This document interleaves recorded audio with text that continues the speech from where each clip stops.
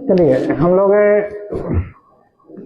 जनसंख्या वृद्धि दर के बारे में पढ़ रहे थे और वहाँ से हम लोगों ने निष्कर्ष निकाला कि किस प्रकार यानी एक दशकीय अकॉर्डिंग के आधार कैसे कैसे यानी वृद्धि दर हो रही थी। और यहाँ पे एक निष्कर्ष निकला था कि 2011 की जनगणना के अनुसार हमारा जो दशकीय वृद्धि दर कितना था, तो उत्तर क्या होगा आपका 64 या 75 के आसपास, ठीक ना। ठीक, तो ये आपका यानी 10 के वृद्धि दर, इस डाटा को याद रखना है ये, ठीक। और इसी में देखिए एक चीज और पूछता है कि इसका वार्षिक वृद्धि दर करके पूछता है। वार्षिक वृद्धि दर करके पूछता है, ठीक। तो वो कितना था आपका 1.64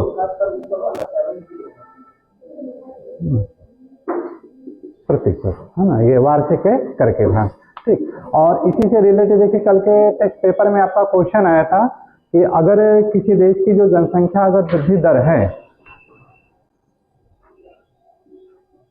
वो स्थिर रहेगी, है ना, अगर किसी देश की जनसंख्या स्थिर रहेगी तो वहां का वृद्धि दर क्या होगा, तो उत्तर क्या होगा आपका 2.1% अगर दर से बढ़ रही है तो वहां पर क्या होगा कि जनसंख्या में कोई वृद्धि नहीं होती है, जितनी वृद्धि रहती है यथावत वही बनी रहती है। ये यानी निष्कर्ष करने लोग निकाले थे, ठीक। और इसी के सापेक्ष में अगर देखिए हम लोग कुछ तुलना करें विश्व के अन्य देशों के साथ है कि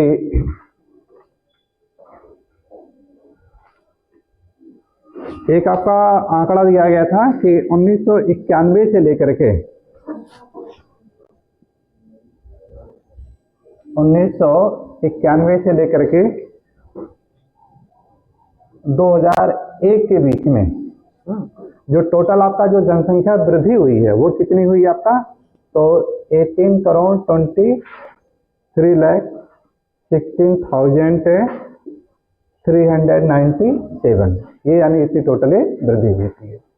और यही अगर दूसरा तुलना करें हम लोग कि नए आंकड़े पर कि सन 2001 से लेकर के 2011 के बीच में कितनी यानी वृद्धि हुई है एक दशक में, तो ये आपका आया था 18,19,57,245 आपका ये।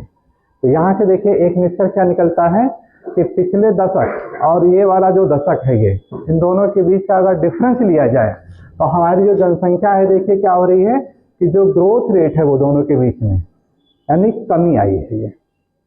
ये तो निष्कर्ष आया, यानी कि पिछले यानी दशक की तुलना ले लिया जाए वो, और ये जो आपका 2011 का जो आपका दशक का डाटा है ये इन दोनों में अगर तुलना करें तो तुलना करने से देखिए क्या निष्कर्ष आया कि हमारे जनसंख्या में वृद्धि दर क्या हो रही है, कमी आई है।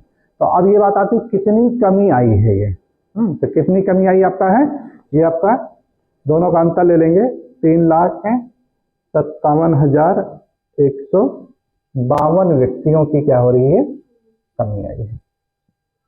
हालांकि देखिए डाटा तो कम ही है ना, बहुत ही कम ग्रोथ हुआ है, लेकिन तब भी एक पॉजिटिव सकारात्मक ये है कि बढ़ने की अपेक्षा क्या आ रही है जनसंख्या में यानी कमी आई है ये, ठीक।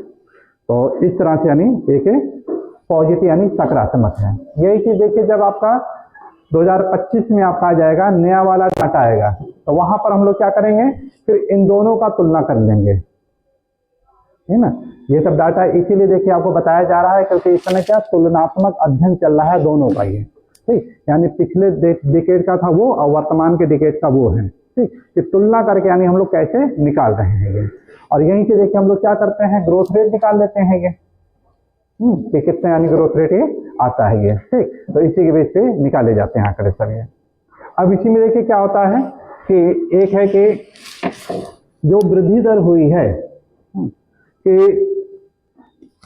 सर्वाधिक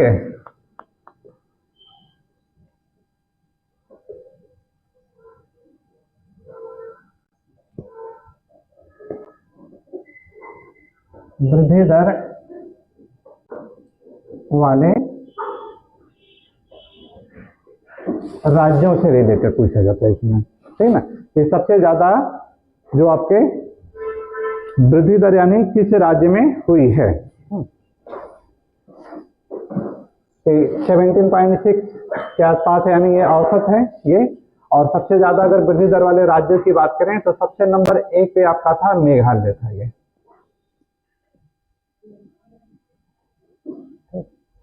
अगर आपसे क्वेश्चन पूछा जाए, ये बताइए कौन सा राज्य है भारत का जहां पर सबसे ज्यादा वृद्धि दर दर्ज की गई है, डायरेक्ट इसी तरह से क्वेश्चन आएगा आपका ये।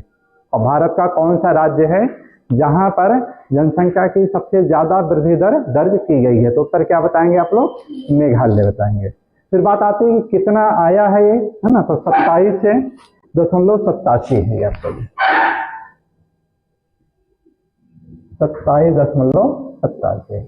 अब यहां से देखिए जो तुलना करके आता है कि जो आपका है ये औसत से क्या है, ये काफी ज्यादा है ये, 10 की है ये।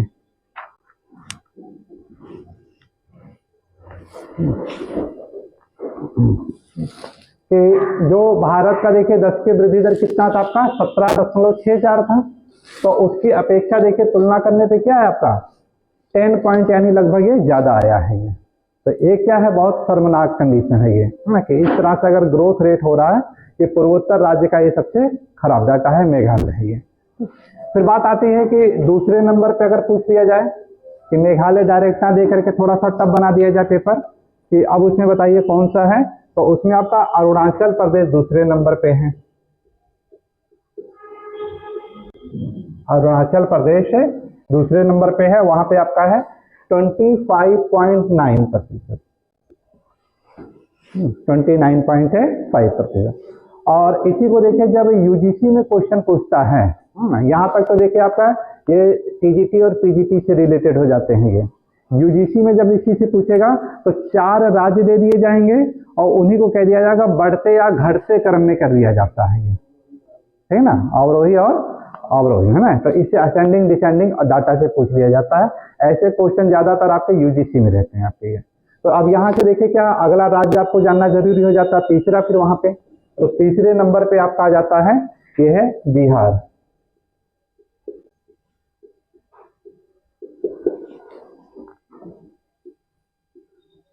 $25.1 आपका है ये। और चौथा जो नंबर है आपका, अब देखिए जो चौथा स्थान दिया गया था उस समय, तो अब क्योंकि 2011 का जो डाटा दिया जाएगा, तो जम्मू कश्मीर उस समय क्या था, एक राज्य के रूप में हुआ करता था वो। तो प्रेजेंट टाइम में अब क्या है, यूनियन टेरिटरी है ये। तो जब भी देखिए डाटा पूछेगा 2011 का डाटा पूछेगा, ना कि वर्तमान का लेके चलेगा। तो वहां पे क्या था आपका, जम्मू कश्मीर आपका था जो उसके चौथे पायदान पे था वो आपका। तो ये इसका आपका डाटा है ये 23.7।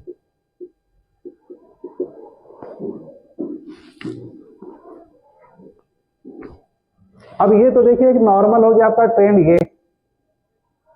अब दूसरा देखिए क्या हो जाता है कि यहां पर जो जनसंख्या वृद्धि इतनी ज्यादा जो दर्ज की गई है, उसके पीछे रीजन क्या है, कोई ना कोई कारण जरूर है ये। अभी जो कारण जो होता है ये कहीं पर देखिए जल्दी आपको मिलता नहीं है ये आपको क्या है कि एनालिसिस करना पड़ेगा आपको ये पूर्वानुमान लगाना पड़ता है कि मे भी ऐसा हुआ रहा होगा। और वहां पर क्या है कि जब ये पूर्वानुमान लगाते हैं और फिर जब ऑब्जर्व करते हैं, ऑब्जर्वेशन करते हैं, तो कहते हैं कि हाँ वहां के लगभग यानी निष्कर्ष यानी हम लोग सही जा रहे हैं। जैसे अगर उदाहरण कह दिया जाए कि ये बताइए कि मेघालय में कि जनसंख्या ग्रोथ रेट अगर इतना औसत से ज्यादा है, उसके पीछे क्या रीजन हो सकता है। तो किस तरह से अगर अनुमान लगाने की अगर आपसे बात किया जाए कि मे भी वो कौन कौन से यानी कारण हो सकते हैं कि किस वजह से ये हुआ होगा। तो यहाँ पे देखिए 2 चीजों को ही लेके चलिएगा। एक तो देखिए क्या लेना है, प्राकृतिक वृद्धि दर को लेके चलना है उसको, और दूसरा किसको लेके चलेंगे आप लोग, प्रवास को लेके चलेंगे, है ना। कि जनसंख्या ग्रोथ रेट में क्या होते हैं, ये 2 मेजर भूमिका निभाती हैं। क्या क्या होती है, एक आपका प्राकृतिक वृद्धि दर होती है और दूसरा क्या होता है, माइग्रेशन होता है। अब उन्हीं से कंपेरिजन करिए क्या ऐसा हो सकता है। तो देखिए पहला आता है प्राकृतिक वृद्धि दर की बात करें तो ग्रोथ रेट अगर डेथ रेट और बर्थ रेट दोनों का डिफरेंसेस हो गया ये। तो क्या ऐसा ये हो सकता है कि मेघालय में ऐसी है कि वहां पर ग्रोथ रेट यानी ज्यादा हुई होगी? तो पता चला कि यस हो सकती है। क्यों? क्योंकि वहां पे जनजातीय हैं, गारो, खासी और जयंतियां जैसी। तो ये लोग ऐसी जनजातियां हैं जहां पर क्या है कि ज्यादा अवेयरनेस नहीं है, पढ़ी लिखी नहीं है, उतना शिक्षित नहीं है, तो ग्रोथ रेट उनका क्या होगा?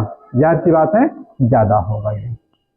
या ये कह सकते हैं कि इन जनजातियों में एक सबसे बड़ी चीज ये क्या पाई जाती है? मात्रात्मक शासन व्यवस्था पाई जाती है। इन जनजातियों में, यहाँ मेघालय में क्या है कि शादी के बाद लड़की लड़के के यहाँ नहीं जाती है, बल्कि लड़का क्या होता है? लड़की के यहाँ आता है। जनजातियों में ऐसा ये कल्चर है यहाँ का ये। और वो भी देखिए क्या होगा, जो सबसे छोटी बेटी होती है उसी को क्या होगा? पैतृक का पूरा संपत्ति यानी उत्तरदायित्व माना जाता है। यानी बेटों को यहाँ पे पितरात्मक है, शासन व्यवस्था ना होकर के कैसी है? मात्रात्मक दिखाई देती है। तो यहाँ का एक कल्चर भी कुछ इस तरह से ऐसा है। तो एक तो ये चीज हो रहा है कि हाँ जनजातियां हैं, तो जनजातियां होने की वजह से क्या होगा यहाँ पे कि जो बर्थ रेट होगा वो ज्यादा होगा किसके? डेथ रेट के। इसमें कोई दिक्कत है नहीं है।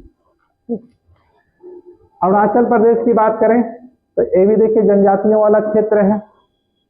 यहाँ पर भी ये चीज है, लेकिन यहाँ पे एक चीज और आता है कि उत्प्रवास काफी ज्यादा हुए हैं। मतलब क्या है कि बाहर से काफी ज्यादा लोग आ जाते हैं, ये माइग्रेशन काफी ज्यादा होता है। जैसे चाइना हो गया इधर से, उधर से आपका बांग्लादेश है, इधर से म्यांमार हो गए, है ना। इन चारों तरफ से क्या हो रहा है कि यहाँ से लोग आकर के अवैध रूप में आकर के यहाँ पे बस जा रहे हैं ये।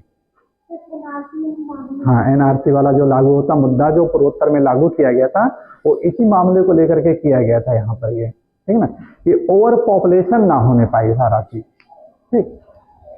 तो यहाँ पे क्या है कि जो दूसरे देश हैं, दूसरे देश से लोग आकर के यहाँ पे उत्प्रवास यानी प्रवासी के रूप में ज्यादा बस जाते हैं ये। और चूंकि इन क्षेत्रों में देखिए एक चीज और है कि लोकल पार्टी काफी ज्यादा इमर्ज हो गई हैं, क्षेत्रीय जो रीजनल पार्टियां हैं वो, और वो वोट के रूप में क्या हो रही है, वो चाहते हैं कि नहीं ये यहाँ के बने रहे ये।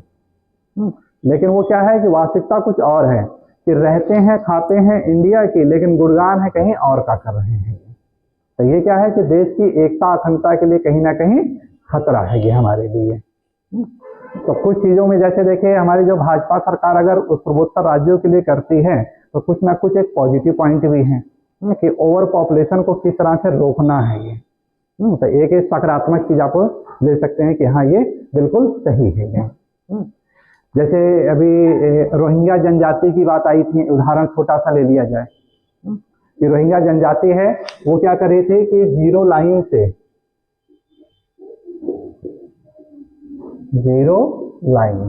किस राज्य में है ये? जीरो लाइन किस राज्य में है? हाँ वेरी गुड, त्रिपुरा राज्य में है ये। कहाँ पर है ये? त्रिपुरा राज्य। तो ये देखिए क्या करता है कि दोनों देशों के बीच के आवागमन का एक मार्ग है ये, भारत और बांग्लादेश, इसी यानी मार्ग के द्वारा दोनों यानी आना जाना रहता है। और दूसरा देखिए एक है आपका तुजू दर्रा है,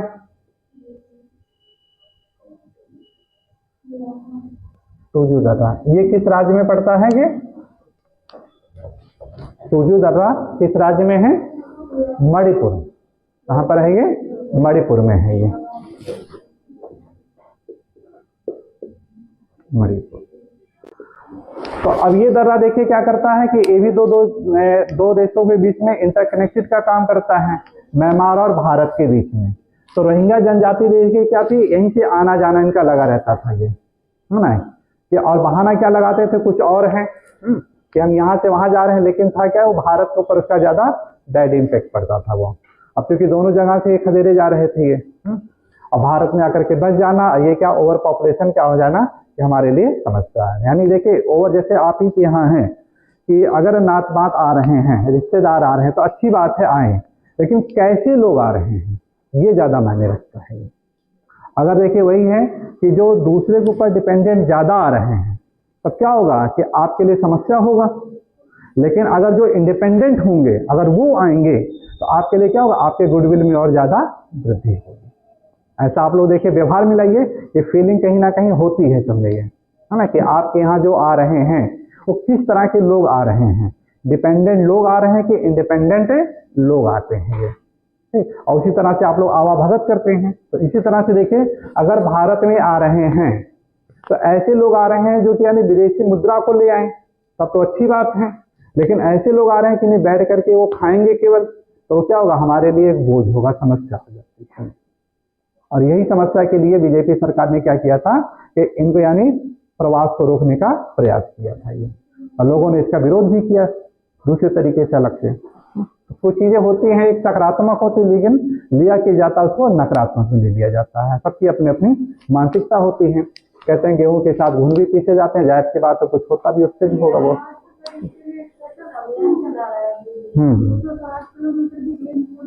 पूरी खाली कर दिया पूरा वो, बहुत ज्यादा वहां पे। कारण क्या है, रोहिंग्या जनजातियां हैं, ये मानव को पूरा मार करके खा जाती हैं, यानी मांस उनकी है। और वहाँ पे बहुत भूक्षित ज्यादा है, सीधे साधे लोग हैं, तो इसलिए और ज्यादा वो डरी हुई। हाँ काफी ज्यादा खड़े रह गया ये सब चीजें। तो इस प्रकार देखें ये सब चीजें जो मामला है ये क्या आपके उस प्रवास से रिलेटेड आप ये लिंक कर सकते हैं कि हाँ ऐसा यानी बिल्कुल है, और न्यूज का यही सब विषय बन जाता है। इस वजह से यहाँ पर क्या हो रहे हैं कि ओवर पॉपुलेशन हो रहे हैं। फिर बात आती है बिहार की, बात आती है कि बिहार में ऐसा क्या चीज है, क्यों यहाँ पे ग्रोथ रेट इतना ज्यादा क्यों हो जा रहा है।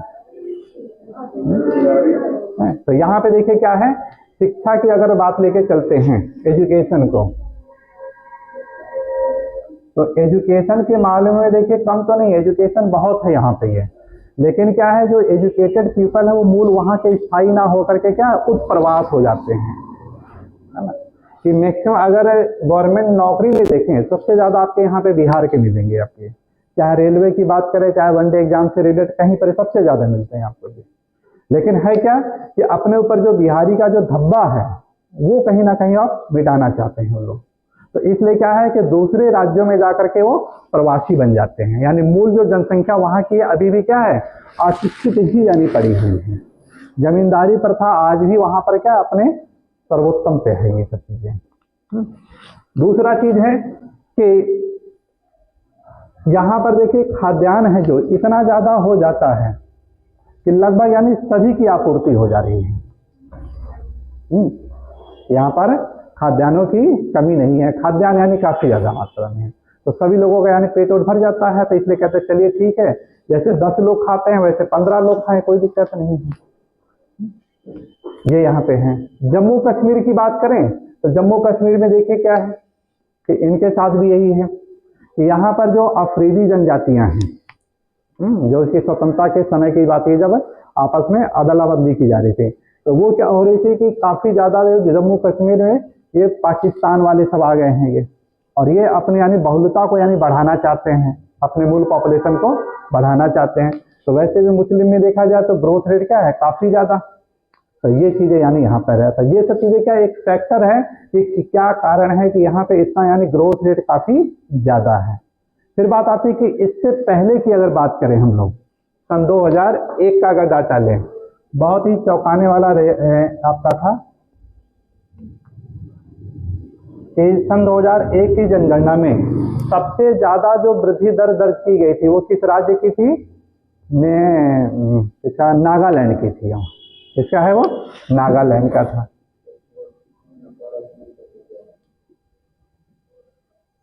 अब बात आती है कि नागालैंड जो इस तरह से था यानी 64% था लगभग, बहुत ज्यादा था, यानी 64 तो इसमें है ही नहीं रहता, है ना, उतना ज्यादा ग्रोथ है।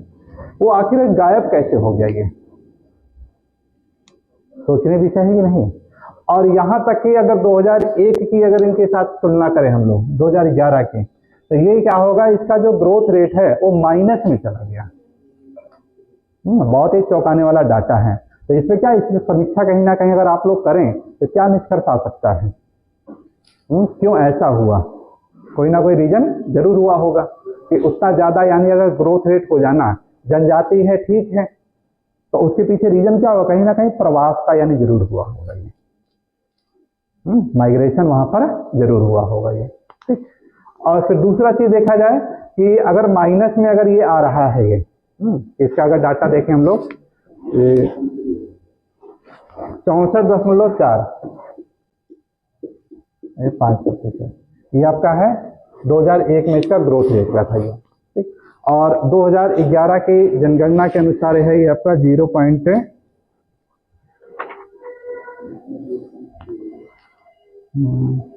नागालैंड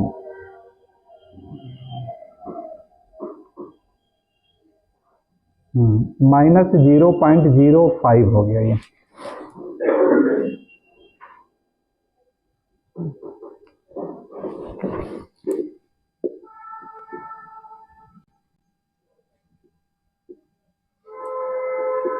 वार्षिक,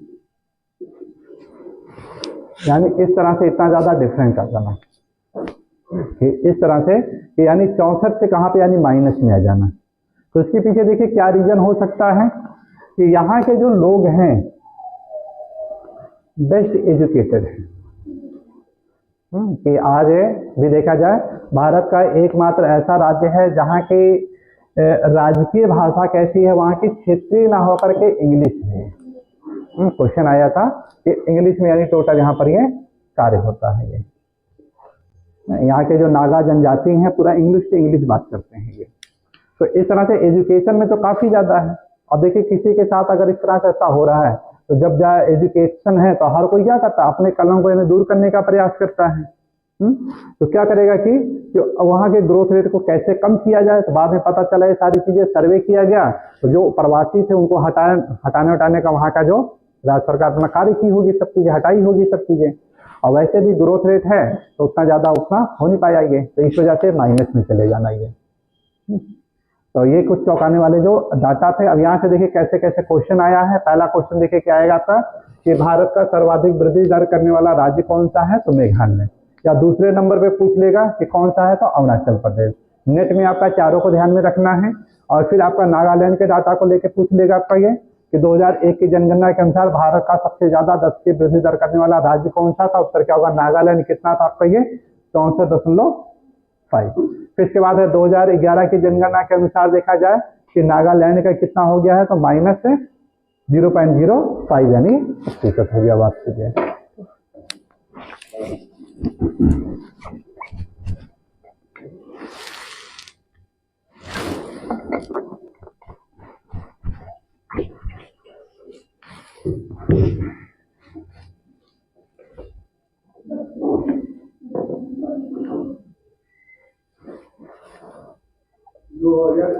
नागालैंड के 10 और 11 वाला 10 होगा। नहीं 10 के करेंगे इसी को 10 से वार्षिक है, 10 से गुणा करेंगे 0.5 आ जाएगा फिर वो, ठीक ना। 10 से गुणा करेंगे 0.5 आ जाएगा लगभग वो आपका। इसी में देखिए है कि न्यूनतम की बात करें अगर हम लोग, तो ये हो गया अधिकतम से रिलेटेड।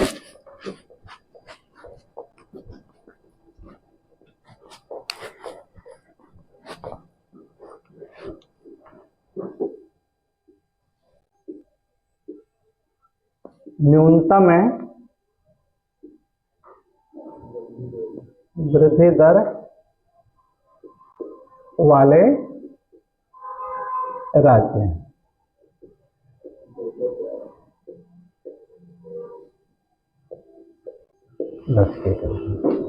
तो इसमें देखिए क्या होगा, नंबर 1 पे आपका वही आ जाता है नागालैंड।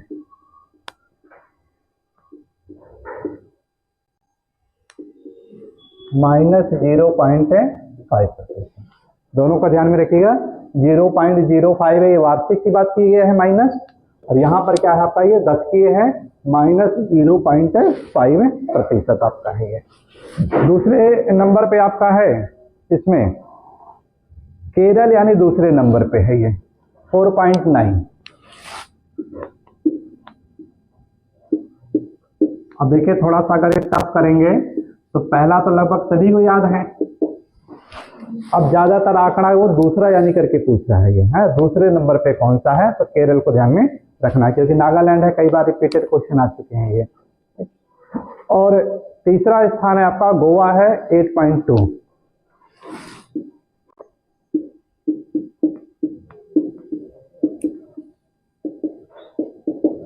8.2 के आसपास। और चौथे नंबर पे है आपका है आंध्र प्रदेश 11.1।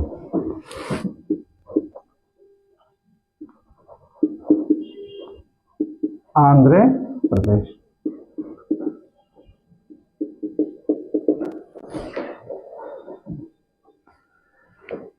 अब इसका अगर सर्वे करें हम लोग कि नागालैंड में क्यों है, तो ये तो क्लियर हो गया। केरला में क्यों है इतना ज्यादा लिटरेसी रेट, कि आज भी देखा जाए एजुकेशन का रेट देखा जाए तो वहां पे सबसे ज्यादा है आपका ये लिटरेसी रेट। और जब देखिए शिक्षा यानी ज्यादा होती है तो शिक्षा ज्यादा होने से परिणाम क्या होता है वहां पे कि लोगों में जागरूकता आती है, वो लोगों की जो पर कैपिटा इनकम है वो बढ़ जाती है। और जब देखिए पर कैपिटा इनकम जब बढ़ जाती है तो वहां पर क्या उपभोग की यानी चीजें बढ़ जाएगी। जेलेंस्की के सिद्धांत पे आते हैं हम लोग। तो जेलेंस्की देखिए क्या बताता यही है कि जहाँ पे पूंजीवादी लोग हैं तो पूंजीवादी यहाँ पर अर्थव्यवस्था यानी ठीक ठाक रहती है, वहां पे ग्रोथ रेट क्या हो जाती है, कम हो जाती है। क्योंकि उनके अंदर एक ट्रेंड है, क्या जाता है कि अपनी जो कमाई गई अर्जित चीजें हैं उसका ज्यादा से ज्यादा उपभोग करें हम लोग। तो इस प्रकार केरला में क्या हो जा रहा है कि 4.9। गोवा की बात करें तो ये भी देखिए उसी तरह से आपका है कि गोवा में भी यही है आपका कि वहां पर इकोनॉमिकल रूप से काफी ज्यादा स्ट्रॉन्ग है, एजुकेशन काफी अच्छा है, तो इस वजह से वहां पे ये कम है। आंध्र प्रदेश ये भी देखिए काफी ज्यादा यहाँ के लोग, ये सारी चीजें क्या आपको बता रहा है कि यहाँ पे न्यूनतम वृद्धि दर यानी होगा ये। फिर इसी में देखिए एक जो डाटा और पूछा जाता है यूनियन टेरिटरी को लेकर के।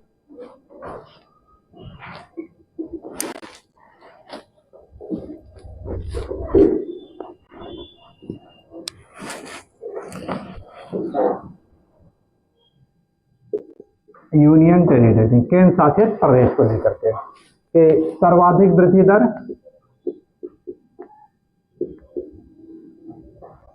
सर्वाधिक वृद्धि दर ये भी आपका 10 की रहेगा 2011। सर्वाधिक वृद्धि सर्वाधिक राज्य में। तो इसमें है आपका दादरा और नगर हवेली।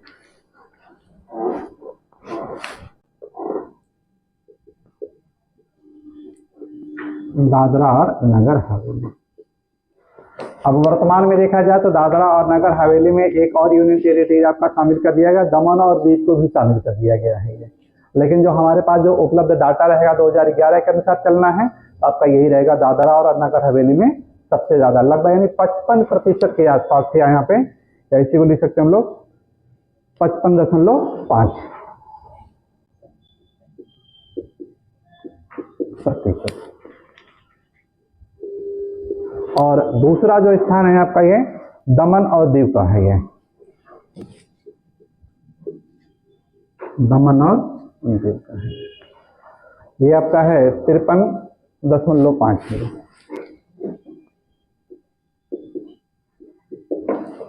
अब दोनों मिलकर के एक हो गए यूनियन टेरिटरी आपके ये। पुडुचेरी में है आपका 27.7।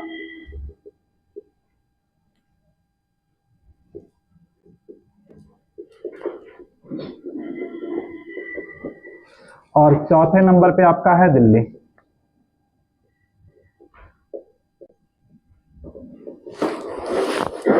दिल्ली में है आपका है 21।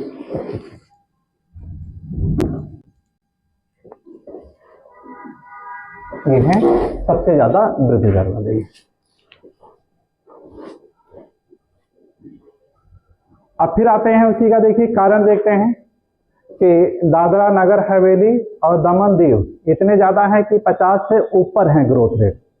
एक बहुत ही शर्मनाक यानी समस्या है तो रीजन देखिए इसके पीछे क्या हो सकता है,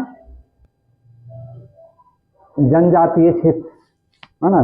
कारण क्या होगा कि ट्राइब्स यानी एरिया यहाँ पर ज्यादा है, जनजातीय लोग ज्यादा हैं, और इस वजह से देखिए क्या हो रहा है, यहाँ पे ग्रोथ रेट काफी ज्यादा हो जा रहा है। ये एजुकेशन भी है काफी, है ना, वो भी है। और दूसरा है प्रवास। दूसरा क्या है, देखिए दोनों चीज से जोड़ना है, एक पे करेंगे तो नहीं हो पाएगा। कि जनजातीय है, ग्रोथ रेट है, दूसरा एजुकेशन भी है, लेकिन उसकी वजह से क्या हो रहा है कि दादरा नगर हवेली यानी आपका देखिए एक बॉर्डर का काम करता है गुजरात और इसका महाराष्ट्र का, ठीक। तो वहां से देखिए क्या हो रहा है कि ये दोनों पे लिंक का कार्य करता है, इस वजह से यहाँ पे उत्प्रवास काफी ज्यादा होते हैं, ये लोग आते हैं यहाँ पे काम धाम के लिए, तो ये काफी ज्यादा है। ये पुडुचेरी, हाँ क्या क्या है, हाँ हाँ इसी तरह शिफ्ट हो रही है पूरा वो, है ना, ये सब ज्यादा हो रहा है। हाँ प्रवास जैसे में है, देखिए दोनों को ही यानी एक को लेकर नहीं चल पाएंगे ये, कि जनजाति से तो जोड़ेंगे जोड़ेंगे, दूसरा क्या है कि उनमें से यानी प्रवास यानी माइग्रेशन काफी ज्यादा मेन है। दूसरा देखिए पुडुचेरी की बात करें तो पुडुचेरी किसकी कॉलोनी थी, फ्रांसीसियों की थी, फ्रांसीसियों की थी। और आज वर्तमान में देखा जाए तो पुडुचेरी है 3 राज्यों में है आपका ये, प्रेजेंट टाइम में जो पुडुचेरी है 3 राज्यों में है करके पूछता है ये, कि माहे कहाँ पर है, ये केरल में है। दूसरा आपका है कराईकल, ये कहाँ पड़ेगा, तमिलनाडु में। और तीसरा आपका है पुडुचेरी, ये कहाँ पड़ेगा, तमिलनाडु में। और चौथा आपका आंध्र प्रदेश में है, उसका नाम क्या है,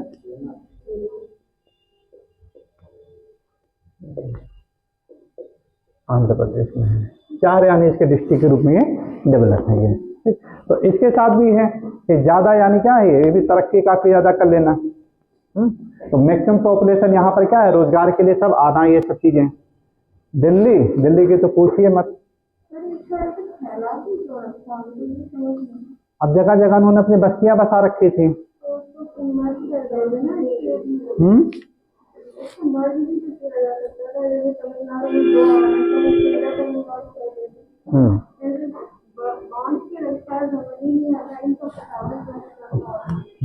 कर ले जाते हैं सब चीजें, ऐसी बात नहीं है। जब इकोनॉमिकल रूप से काफी सक्षम होता है, वहां पे देखा जाता है कि अर्थव्यवस्था के दृष्टिकोण से कैसा है, आर्थिक दृष्टिकोण से काफी महत्वपूर्ण है। तरक्की की है भाई, फ्रांसीसियों ने अपनी कॉलोनी बसाई थी, वहां पर अपने उद्योग धंधे लगा दिए हैं, तो उनको छोड़ना क्या हुआ, अच्छा नहीं लग रहा है, इसलिए कह रहे हैं दूर से ही, लेकिन अपना डेवलप तो कर रहा है। और आज देखा जाए जिस हिसाब से मल्टीनेशनल कंपनियां आई हैं, तो क्या है कि अपना एक जगह पे रहती हैं और जगह जगह अपने स्थापित करके सब रोजगार कर रही हैं। तो ये पुराना तो सोच तो ठीक है, लेकिन वर्तमान में कोई ज्यादा नहीं है, यानी वर्तमान में अगर विकेंद्रीकरण हो रहा है तो उससे कोई दिक्कत नहीं है, वो प्रसार ही होता है वो आपका।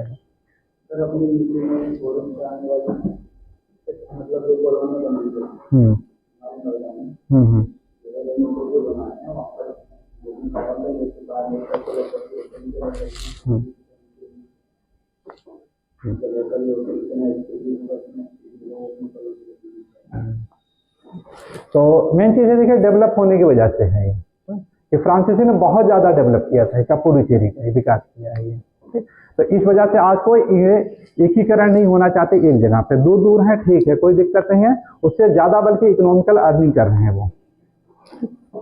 दिल्ली देखा जाए राजधानी क्षेत्र कि इतना ज्यादा ग्रोथ हो रहा, तो ग्रोथ होने का कारण देखिए क्या हो रहा है, सबसे ज्यादा मेन है प्रवास, है ना। ये क्या है आपका कि नोडल इंडस्ट्री यानी फंक्शनल कार्यात्मक इकाई के रूप में जाना जाता है। ये पूछा जाता है कि भारत का सबसे बड़ा कार्यात्मक क्षेत्र कौन सा है, तो क्या उत्तर आपका नई दिल्ली क्वेश्चन आ चुका है। या नोडल जोन के रूप में कौन सा जाना जाता है, उत्तर क्या होगा, ये दिल्ली आपका है।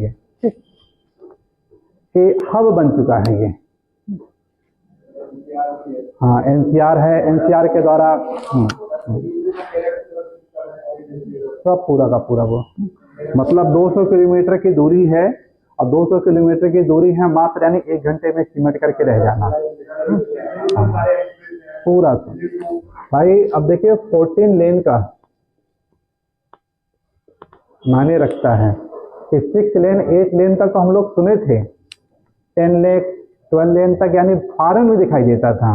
ये एक ऐसा कि 14 लेन तक यानी चले जाना बहुत अपने आप में यानी काबिल तारीफ है। ये कि 7 यानी अप है और 7 क्या है डाउन, और गाड़ियां वहां पर है 250-300 यानी किलोमीटर की स्पीड से आना जाना, ये चीज रहेगा।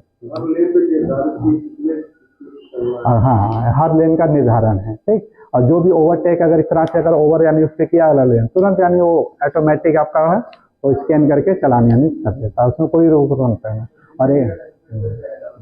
और ये भी देखिए क्या है इसके साथ है कि अगर कहीं पे टर्निंग पॉइंट है तो विशेष स्थान पर यानी 5-6 किलोमीटर है ना, कि 2 या 10-10 किलोमीटर की दूरी पर या 20-20 किलोमीटर दूरी पर टर्निंग पॉइंट दिया है। अगर आप वहां से क्रॉस किए तो आपको 20-25 किलोमीटर आगे जाना पड़ेगा तभी आपको टर्निंग मिल सकता है, ये नहीं तो नहीं मिलेगा। ये तो अनजान लोग अगर इसे चला रहे हैं तो समस्या हो जाती है। इससे अब तक का भारत का सबसे बड़ा यानी ये सुपर वे बन गया है ये प्रेजेंट टाइम का। ये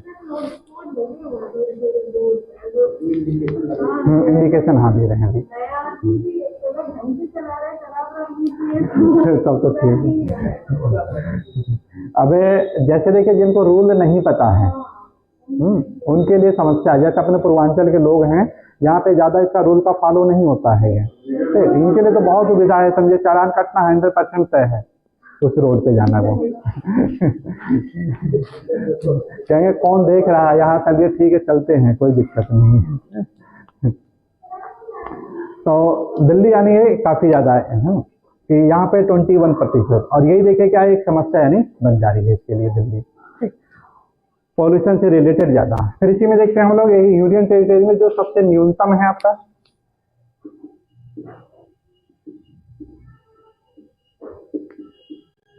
न्यूनतम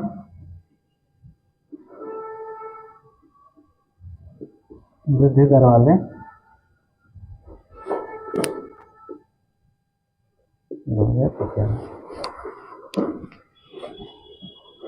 इसमें पहले नंबर पे लिखेगा लक्षद्वीप।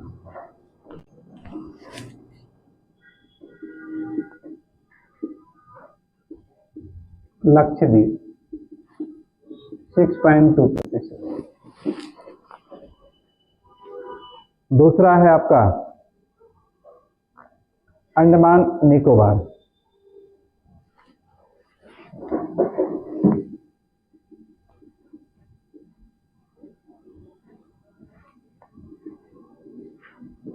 अंडमान निकोबार। और तीसरे नंबर पे आपका है चंडीगढ़।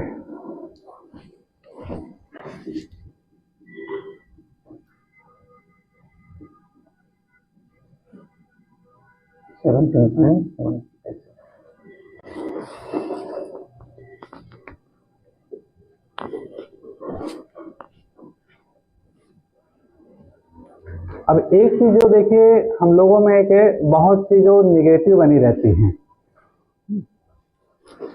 कि सबसे ज्यादा जो जनसंख्या वृद्धि दर वाले धर्म के आधार पे देखा जाए तो कौन सा मिलता है आपका, मुस्लिम आपको मिलता है। लेकिन वो अपवाद आपको यहाँ दिखाई देगा लक्षद्वीप में कि भारत की सबसे ज्यादा यानी मुस्लिम आबादी प्रतिशत के रूप में देखा जाए लक्षद्वीप में है। तो अगर इस तरह से अगर देखें हम लोग कि क्या मुस्लिम में ऐसा है कि वो जनसंख्या ग्रोथ रेट यानी पॉपुलेशन ज्यादा है, तो यहाँ पे आपका ये अपवाद के रूप में मिलेगा, यहाँ पे नहीं मिलेगा। मतलब क्या है कि अगर धार्मिक रूप में भी एजुकेशन बढ़िया रहे, ठीक ठाक यानी समझ रहे हैं सारी चीजों को, तो वहां पर भी देखिए ग्रोथ रेट यानी ज्यादा नहीं हो सकता आपका। तो उस आधार पे देखा जाए तो काफी निष्कर्ष है। तो कहीं पर भी अगर देखिए धर्म के आधार पे कुछ ऐसी ऐसी बातें हो रही हैं, अगर उनको एक पॉजिटिव रूप में लेना है तो आप एक चीजें दे सकते हैं कि एक यानी इस तरह से अगर किसी एक पर्टिकुलर धर्म के ऊपर आक्षेप लगा रहे हैं तो इसका एग्जाम्पल दे सकते हैं, ऐसा नहीं है। मेन क्या है, अशिक्षा यानी सबसे ज्यादा कारण होता है, चाहे किसी भी धर्म से रिलेटेड हो, चाहे मुस्लिम धर्म हो, चाहे जैन धर्म हो, चाहे सिख या कहीं पर भी हो हिंदू धर्म, वहाँ पर अशिक्षा है तो ग्रोथ रेट अपने आप बढ़ेगा। वो अगर वही शिक्षित हैं तो वहाँ पे ग्रोथ रेट में कमी आ जाती है। तो इस तरह से कभी भी देखिए क्या है कि धर्म को लेकर के कभी इस तरह से आक्षेप मत लगाइए आप लोग इस तरह से लगाएंगे तो कहीं ना कहीं आलोचना के शिकार होंगे। वहाँ पर क्या पॉजिटिव बात करनी है आप लोगों को, एजुकेशन से यानी हर चीज को जोड़ना है कि यानी वो कौन से फैक्टर हैं, वो कारण हैं कि आपको ग्रोथ रेट को यानी कमी ला सकते हैं वो। ठीक, अंडमान निकोबार की बात करें हम लोग, अब देखिए जनजातीय तो है खूब, और उसके बावजूद भी यहाँ पे ग्रोथ रेट क्या है आपका 6.7। लेकिन ये ऐसी जनजातियां हैं जो आजकल देखिए क्या है विलुप्त होने के कगार पर हैं, सब यहीं पे पाई जा रही हैं। कि मतलब क्या है कि अब इनको यानी आज के वर्तमान के जो चकाचौंध यानी जो वातावरण है उनसे डर लगने लगा है डेवलपमेंट के नाम पे। वो अभी भी आज भी क्या है अपने पुराने जीवन में ही जीना चाहते हैं। वही यानी जंगल चाहिए, वही झाड़ियाँ चाहिए, उनको लाइट नहीं चाहिए, अंधेरे में रहना, इस तरह से छिप करके रहना, ये इनकी क्या प्रवृत्ति बनी हुई है।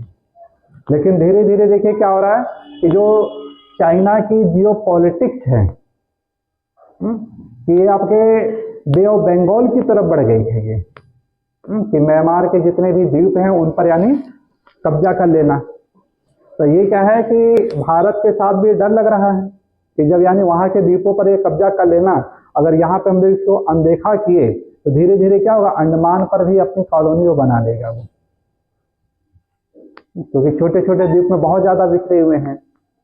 तो इस वजह से वर्तमान में देखा जाए कि भाजपा सरकार ने इससे काफी ज्यादा डेवलप का कार्य किया है कि यहाँ पे इंटरनेशनल एयरपोर्ट का निर्माण कर देना, फिर इसके बाद पोर्ट ब्लेयर जो आपका था उसका नाम परिवर्तन कर देना। क्या नाम रख दिया गया परिवर्तन करके? श्री विजयपुरम कर देना। कि जो पोर्ट ब्लेयर नाम का जो व्यक्ति था जो मुझसे अंग्रेजों का आया हुआ तो एक दास्ता का प्रतीक था, कि उसको अपने इंडियन के नाम पे क्यों ना कर देना। फिर द्वीपों का नाम परिवर्तन कर देना, सुभाष चंद्र बोस के नाम पे रख देना, ये सब चीजें। तो ये सब क्या है कि राष्ट्रीय एकता का कहीं ना कहीं प्रतीक यानी दिखाई देता है। तो अब धीरे धीरे इसको क्या करेंगे हम लोग पर्यटक के रूप में भी डेवलप कर देंगे ये सारा चीज।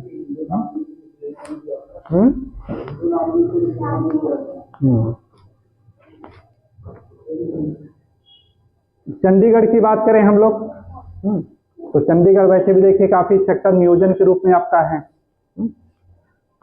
तो नियोजित नगर के रूप में डेवलप है, इस वजह से यहाँ पे ग्रोथ रेट आपका कम है। ये यानी यहाँ के मेन फैक्टर हो जाते हैं। ठीक, तो ये देखिए आपके हैं कि भारत के यानी जो वृद्धि दर वाले राज्य हैं वो, और सबसे न्यूनतम आपके यूनियन टेरिटरी से रिलेटेड, और फिर आपका है ये दूसरा आपका है यूनियन टेरिटरी से सबसे न्यूनतम से रिलेटेड। इतने डाटा इसको ध्यान में रखना है। हाँ हाँ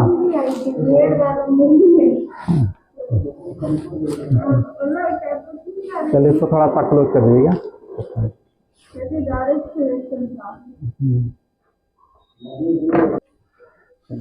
तो यहाँ से देखिए एक चीज देखिए पॉइंट क्या मिला कि यूपी की जो जनसंख्या है लगभग कितनी है 200 मिलियन, और 2011 के डाटा के अनुसार देखा जाए कि जो ब्राजील था ये विश्व का 5वां सबसे बड़ा जनसंख्या वाला देश हुआ करता था। तो इस तरह से यूपी की जनसंख्या यानी किससे हो जा रही है अधिक है, ब्राजील की जनसंख्या से अधिक हो जा रही है, उसको यानी क्रॉस कर लिया था। तो यही सब देखिए जो अशोचनीय डाटा है, वर्तमान में क्या होगा ये सब आपको यानी शोध का एक विषय बन जाता है। ये सब क्या आप ये तुलना कर सकते हैं कि अब प्रेजेंट टाइम में क्या अवस्था होगी, क्या वही है कि उससे यानी कुछ सुधार हुआ है। और फिर इसके बाद दूसरा देखिए जो निष्कर्ष क्या निकलता है यहाँ से कि उत्तर प्रदेश और महाराष्ट्र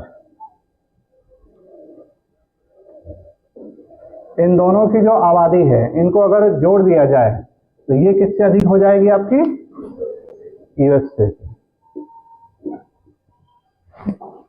और यूएसए क्या है आपका विश्व का 5वां सबसे बड़ा देश आ जाता है। इसी पे हम लोगों ने एक ट्रिक भी बनाया था कि और सर तीसरा सबसे है ना, इसी पे एक ट्रिक बनाया था कि जनसंख्या के दृष्टिकोण से विश्व के सबसे बड़े देश की बात की थी।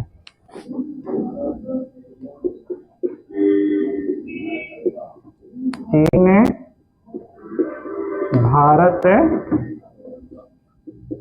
ईरान, ये हम लोगों ने टिक बनाया था याद करने के लिए। ठीक, ये कब की बात है? ये 10 सन 2011 की बात है। वर्तमान में मत लागू करना है इसको, वर्तमान में चेंज हुआ ये। ठीक, तो चीन यानी विश्व का सबसे अधिक आबादी वाला देश। दूसरे नंबर पे भारत है। आ से क्या हो जाएगा? अमेरिका तीसरा नंबर हो जा रहा था। और ई से क्या हो जाएगा आपका? इंडोनेशिया। और बा से क्या हो जा रहा था आपका? ब्राजील। तो यहां से देखिए क्या हो रहा कि ब्राजील को क्रॉस किसने किया था? उत्तर प्रदेश के लेकर गया था। और अमेरिका को क्रॉस कौन कर गया था? यूपी और महाराष्ट्र मिलकर के कर गए थे।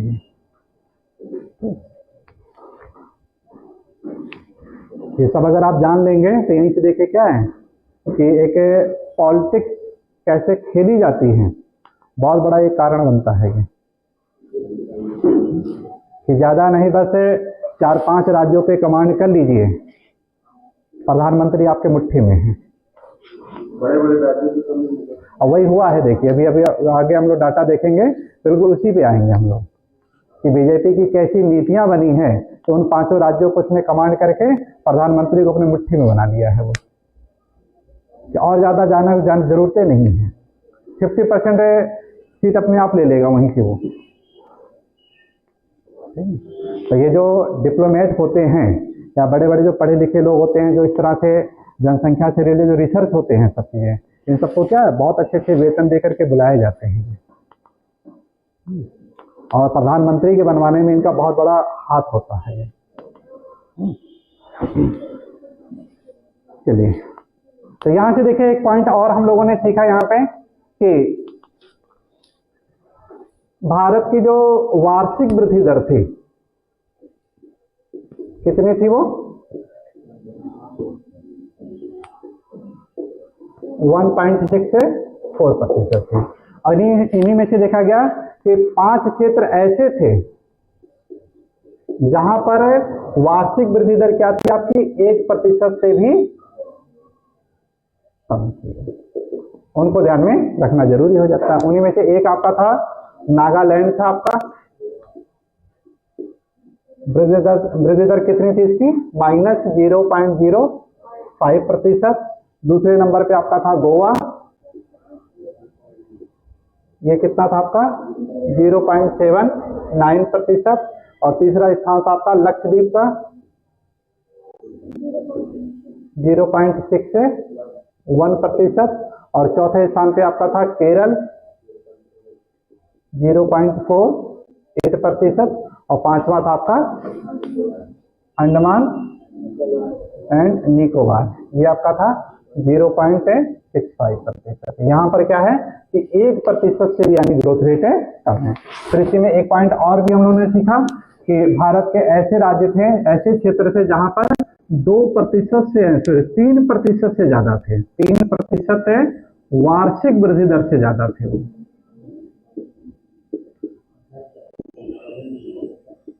इन्हीं में से देखिए एक आपका निकल करके आया था Dadra and Daman and Diu, दमन और दीव आपका आया था। ये कितना था आपका? 4.38%।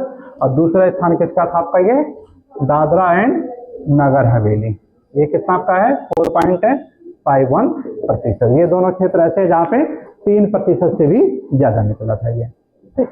अब इसके बाद देखिए जो आगे पढ़ते हैं हम लोग कि भारत के 5 या भारत के 4 करके ऐसे कि भारत के सबसे बड़ा जनसंख्या वाले राज्य कौन से हैं, और भारत के सबसे न्यूनतम जनसंख्या वाले राज्य कौन से हैं, भारत के सबसे अधिकतम यूनियन टेरिटरी वाले क्षेत्र कौन से हैं, और भारत के सबसे न्यूनतम टेरिटरी वाले क्षेत्र कौन से हैं।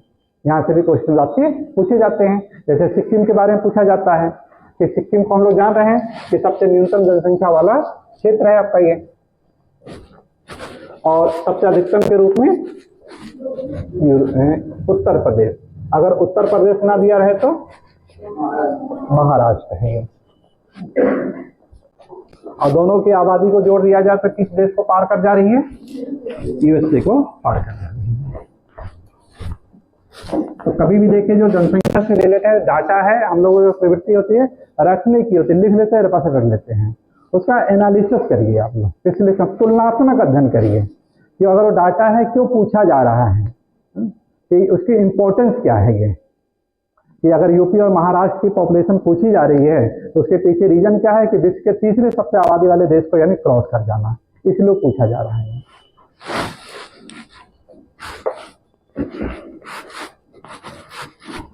हेडिंग डालिएगा इसके बाद।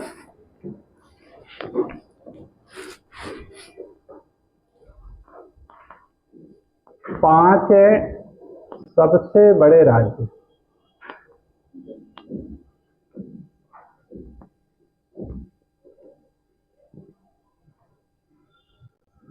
पॉपुलेशन के दृष्टिकोण, पांच सबसे बड़े राज्य पॉपुलेशन के दृष्टिकोण से।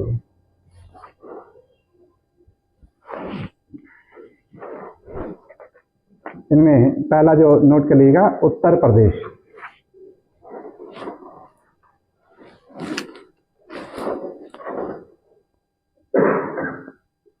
उत्तर प्रदेश ये है आपका 19.9 करोड़। इसी को हम लोगों ने लमसम 200 मिलियन लिख दिया था हम लोगों ने, ठीक है ना। दूसरे नंबर पे है महाराष्ट्र।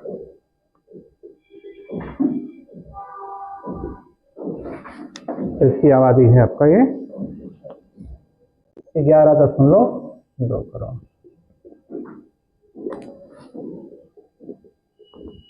तीसरा स्थान है बिहार।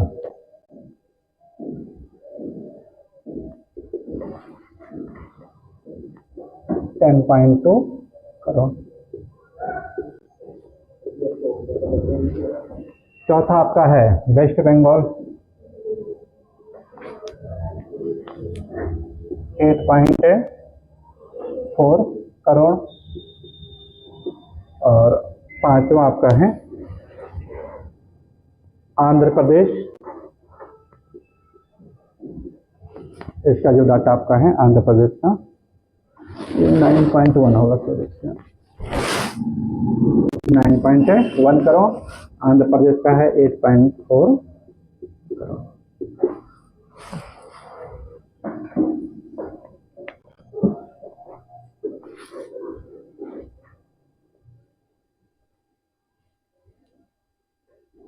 अब यहां से अगर देखिए तुलना करें आप लोग,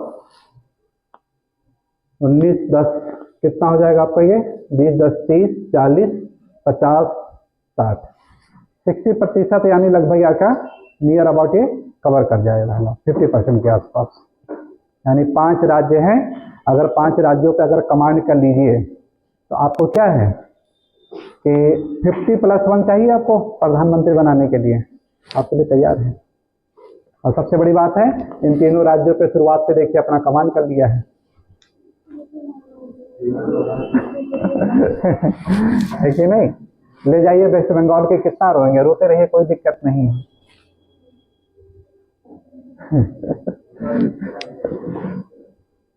तो ये होती है डिप्लोमेट कैसे, यानी साम दाम दंड भेद हर तरीके से क्या करना है, जो मोस्ट पॉपुलेटेड एरिया है वहां से चुनाव हर हाल में हमको जीतना है, और जीत जाते हैं, और जीत भी गई देखिए अपने आप, नहीं। तो ये चीजें हैं कि और भी थोड़ा सा अगर एनालिसिस करें तो छठे स्थान पे देखिए आप क्या आ रहे हैं, तो इसमें आपका आ जाता है मध्य प्रदेश। बीजेपी के कैप्चर में ही है, 7.26 करोड़। 7वां स्थान आपका है तमिलनाडु, 7.21।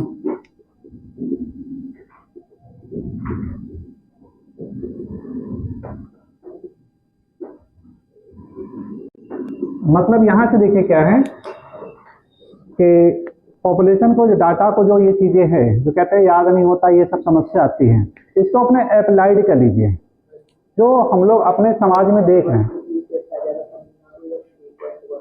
क्या हुआ, ये 2126 चला जा रहा है ना, इसलिए आंकड़ा इसको 2 तक बढ़ा दिए हैं कि ज़्यादा से माइनर अंतर नहीं है ये।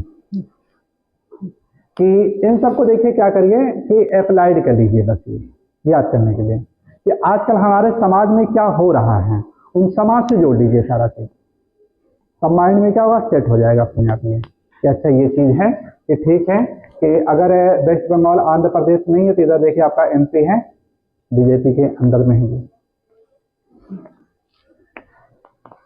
इसी प्रकार नेक्स्ट देखते हैं हम लोग कि न्यूनतम राज्य, न्यूनतम है जनसंख्या वाले राज्य, तो इसमें से एक ले लिएगा आपका सिक्किम।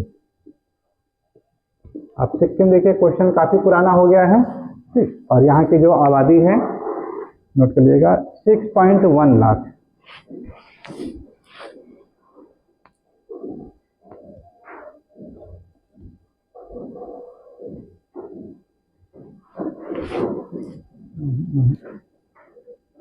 सिक्किम ये 6 नहीं है 16 है,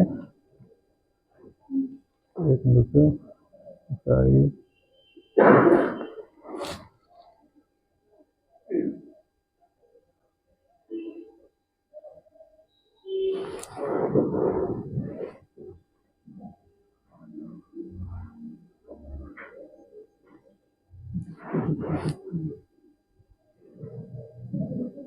हाँ 60 है सर ना, हाँ हाँ 60 है, नोट करने में कहीं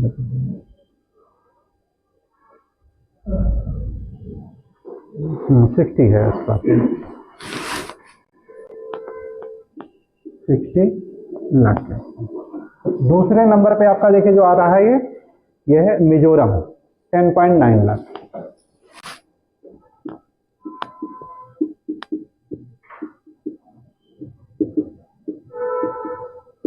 और तीसरा स्थान है, इसको नोट कर लीजिएगा, अरुणाचल प्रदेश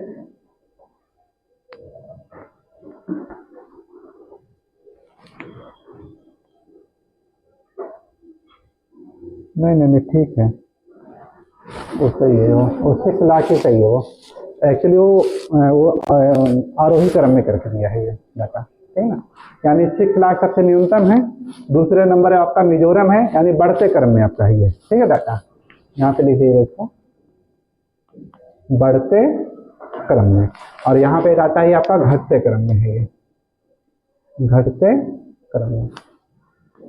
तीसरा लिखिएगा आपका अरुणाचल प्रदेश, अरुणाचल प्रदेश, यहाँ पे लगभग आपका 13.8 लाख,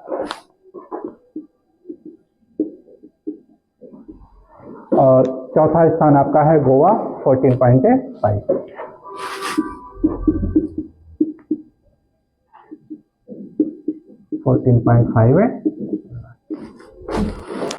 तो इस तरह से आपके जो डाटा पूछता है घटते क्रम और बढ़ते क्रम में पूछा जाता है ये, ठीक।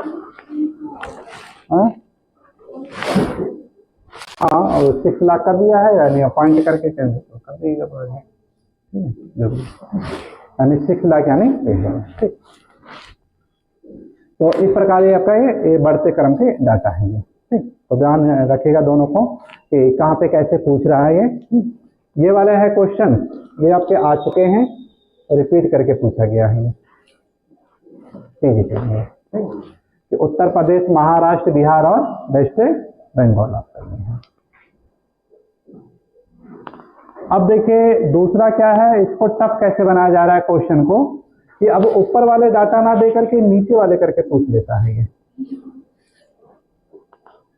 इसे कहा जाता है कि भूगोल में नॉर्मलाइजेशन तो आप कर ही नहीं सकते हैं, कि कहेंगे वो तो जनसंख्या है, घटते क्रम बढ़ते क्रम में पूछा जाता है, शुरुआत के दे दिए जब आसान क्वेश्चन आ गया, और उसके लास्ट वाले दे दिए तो वहां से कठिन बन गया आपके वो।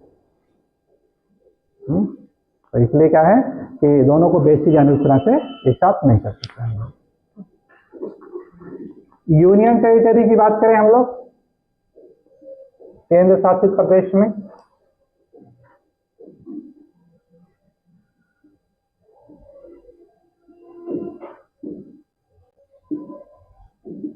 अधिक जनसंख्या,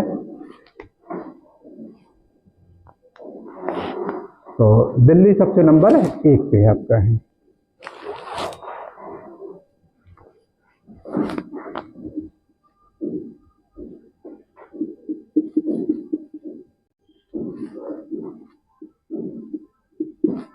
करोड़ आबादी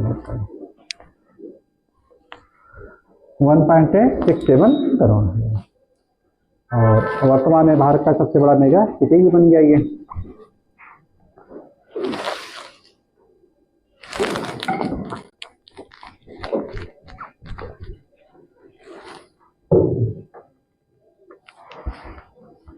दूसरा जो स्थान है पुडुचेरी,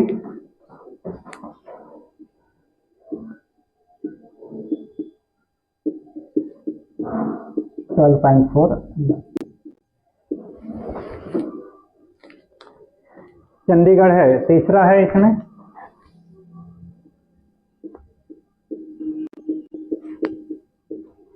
$10.5 लाख।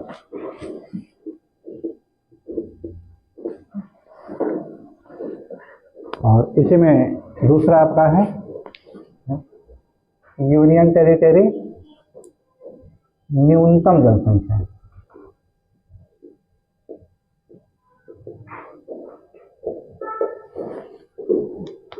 तो इसमें सबसे ज्यादा इंपॉर्टेंट वही है, सबसे न्यूनतम जनसंख्या कहाँ पे निवास कर रही है, तो लक्षद्वीप में सबसे न्यूनतम आपकी निवास करती हैं 64 करोड़ में, सॉरी 64,000 लक्षद्वीप 64 है।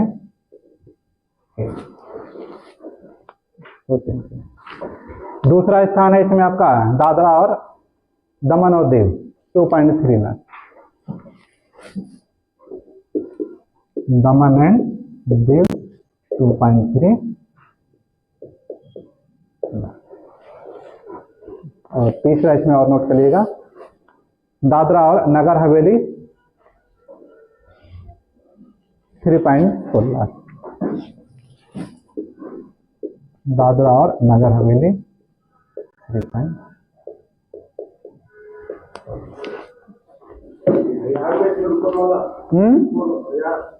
हाँ ये 1000 है, के का मतलब 1000 होता है।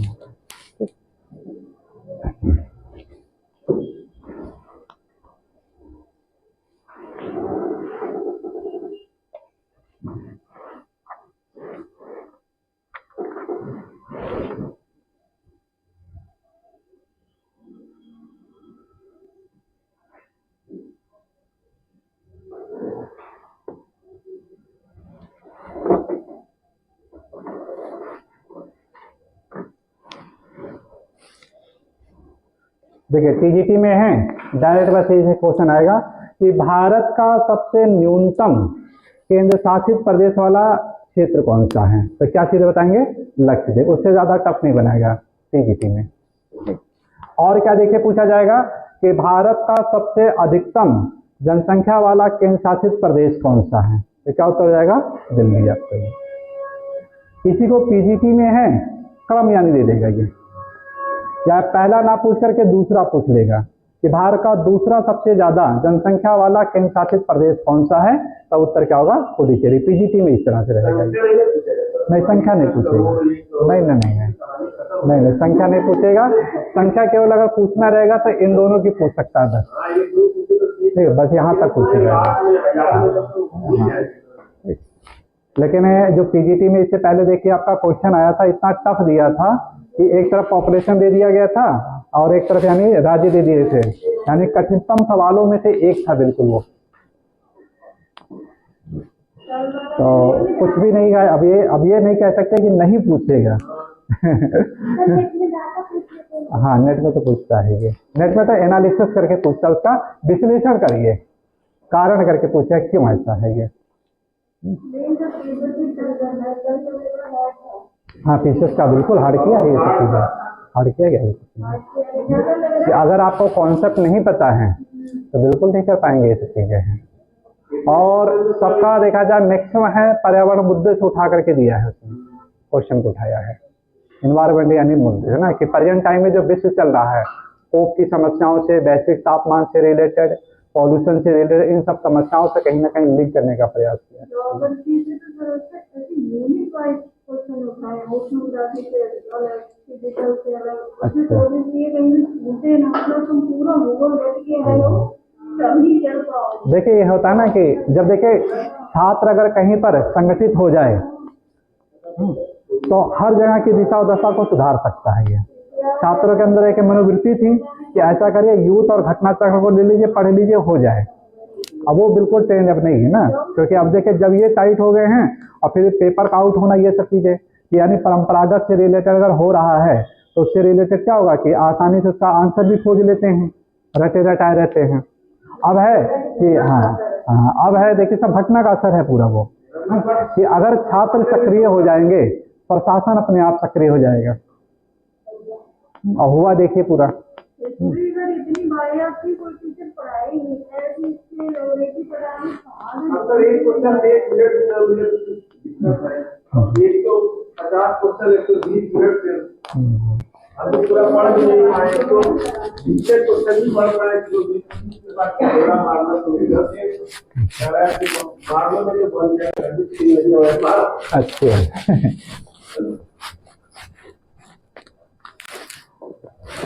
अब इसमें आते हैं जनसंख्या से रिलेटेड हम लोग दूसरा टॉपिक देते हैं कि जो जनसंख्या का हम लोग स्वरूप देखते हैं कि जनसंख्या के कुल आबादी को लेकर के, या ये कह सकते हैं कि वहां पर वृद्धि ग्रोथ रेट को लेकर के। अब इसी को अलग अलग समस्याओं से जोड़ते हैं हम लोग कि जैसे एक है आपका सेक्स रेशियो की समस्या, तो उनसे यानी लिंक करते हैं हम लोग कि लिंगानुपात। कृषि में शिक्षा से रिलेटेड होगा, जनसंख्या घनत्व से संबंधित होगा, सबके आंकड़ों को देखना है ये।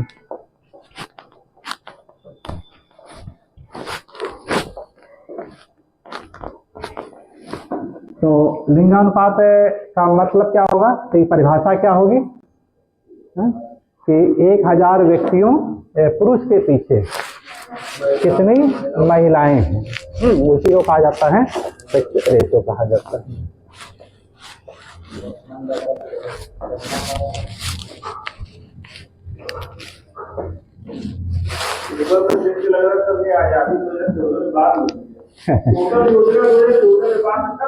पूरा वो आपको देखे बताए ही थे ना, पूरा वो करंट से रिलेटेड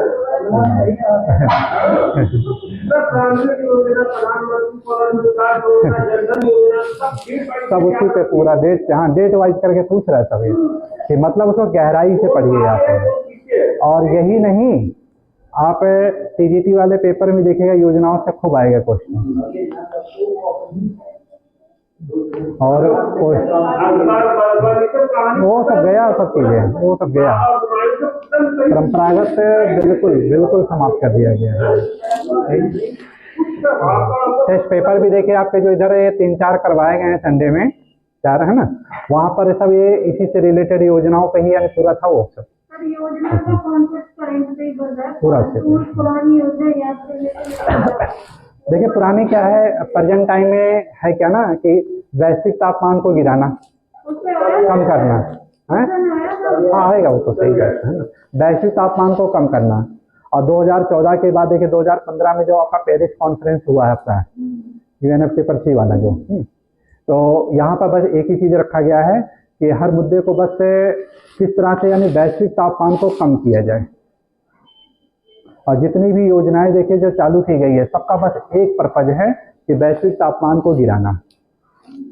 अब देखिए इनकी योजनाओं को ले लीजिए सारी जो भी हैं, उजाला योजना ले लीजिए, कहने के लिए आपका है जो उजाला योजना हम लोगों ने क्या किया था कि किस एलईडी से से रिलेटेड था, उज्ज्वला किससे था, नहीं उज्ज्वला तो ये गैस है, उजाला आपका था एलईडी से रिलेटेड था। ठीक, तो एलईडी जो बल्ब आई थी आपकी, तो देखिए आप पहले 100 वाट के बल्ब हुआ करते थे तो वहाँ पे खपत यानी ज़्यादा थी। अब देखिए 5 वाट 10 वाट 9 वाट के बल्ब हो गए तो खपत कम हो गई आपकी। मतलब क्या हुआ कि इस टाइम लोग जो कोल पर यानी जो डिपेंडिंग थी थर्मल पावर पे, उस पर डिपेंडिंग कम हो गई। तो इससे क्या हुआ कि कहीं ना कहीं वैश्विक तापमान में इससे कमी आई है। इन्वर्टर से रिलेटेड ले लीजिएगा, चाहे इन्वर्टर फैन ले लीजिए इन्वर्टर टीवी, इन्वर्टर आपके फ्रिज आ गए हैं, इन्वर्टर आपके क्या नाम है, वॉशिंग मशीन आ गई है सब, है ना। हाँ हाँ, सोलर पैनल से रिलेटेड है ना इस पे। हाँ, तो ये आपका, फिर इसके बाद उज्ज्वला योजना की बात ले लीजिए आप। ये भी देखिए, बस एक ही उद्देश्य था, कहने के लिए था कि ऐसा है कि हम लोग लोगों के सहूलियत दे रहे हैं फ्री में, है ना। सहूलियत नहीं दे रहे हैं, ये क्या है, यूएनईपी का पूरा पूरा दबाव था ये सब चीजें, कि आप क्या करिए, कार्बन ग्रे को किसी तरह से कम करिए।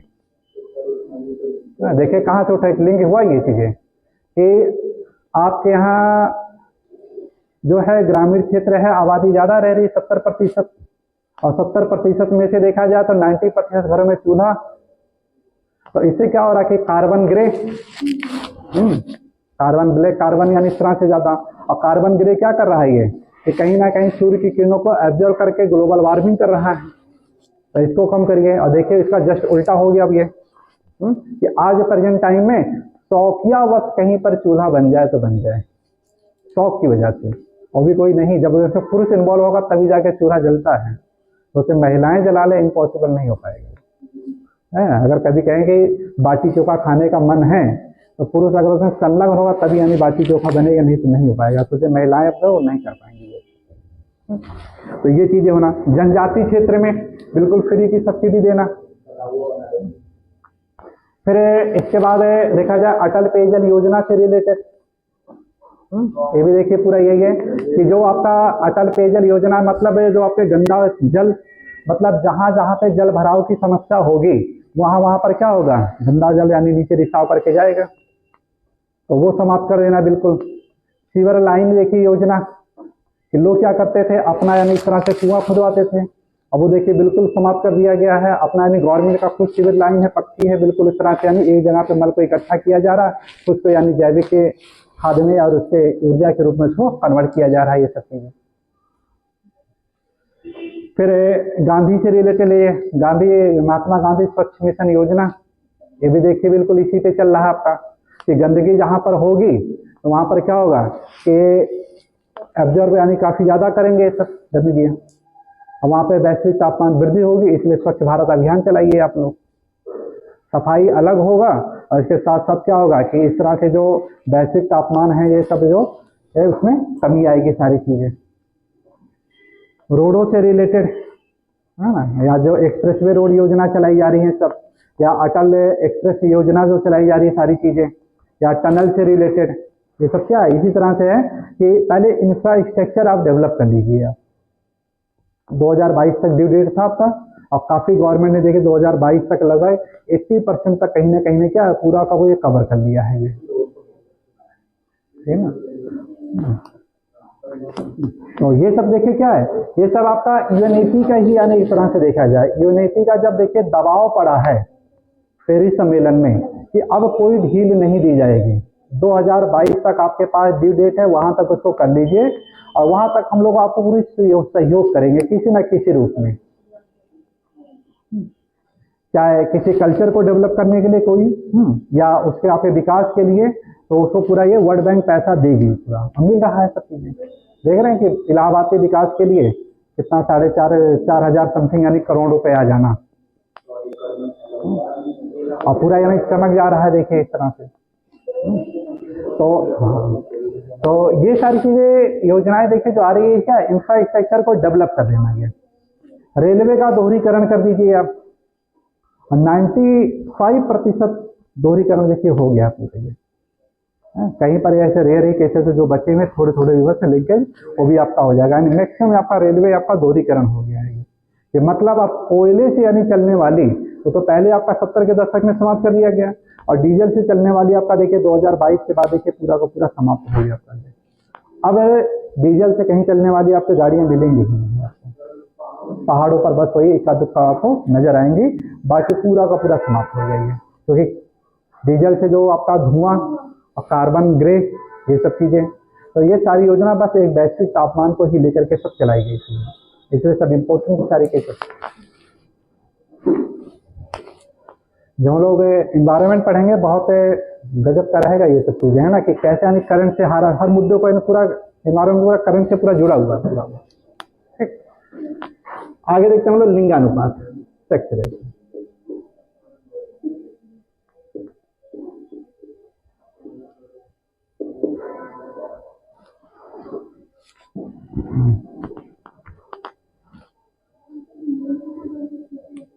एक 1000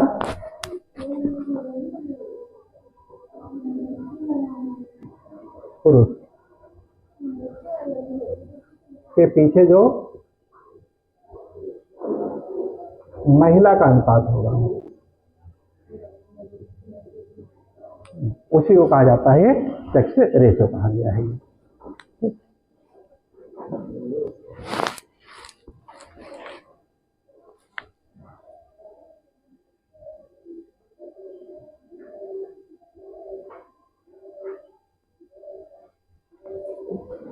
तो भारत की बात करें हम लोग, तो भारत में देखिए जो हमारा ट्रेंड क्या चलता है कि आधार किसको बनाते हैं, पुरुष को बनाया है, लेकिन विश्व की प्रवृत्ति में जस्ट उल्टा है। वहां पर क्या है, फीमेल को आधार बनाया जाता है। क्वेश्चन यही आपको पूछा गया था कि 100 महिलाओं के पीछे कितने पुरुष हैं, उल्टा जस्ट हो जाता है। जैसे भी देखिए एक बहुत अच्छा क्वेश्चन आपका है, करंट का है कि विश्व का कौन सा देश है जहां पर सबसे ज्यादा लिंगानुपात है। विश्व का कौन सा देश है जहां पर सबसे ज्यादा लिंगानुपात है?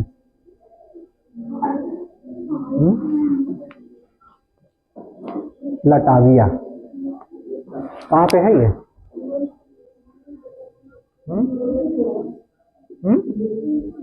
लटाविया की राजधानी रीगा। लटाविया की राजधानी रीगा। यहाँ पर देखिए क्या है कि आधार किसको बनाया गया, महिलाओं को बनाया गया है, यानी 100 फीमेल होंगी, 85 वहां पर मेल है, ये अनुपात है।